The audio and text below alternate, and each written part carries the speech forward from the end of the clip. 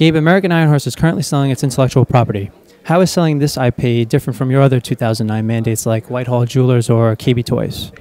Well, I think for starters, the American Ironhorse brand is really targeted at a very narrow cross-section of the economy. Some of the other retail cases we've had have been mass channel retailers, not particularly high-end or not bargain basement.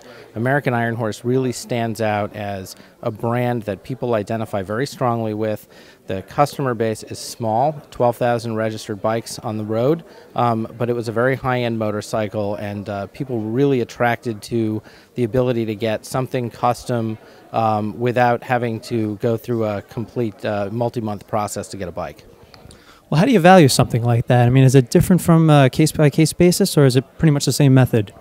Well, the methodology for valuing intangibles is often the same, a variation of a discounted cash flow, where we look at how the intangible assets would be valued if they were a standalone business and the operating business underneath them was that intangible assets licensee. And we look at the discounted cash flows associated with royalties paid back to the owner of the brands or the owner of the patents.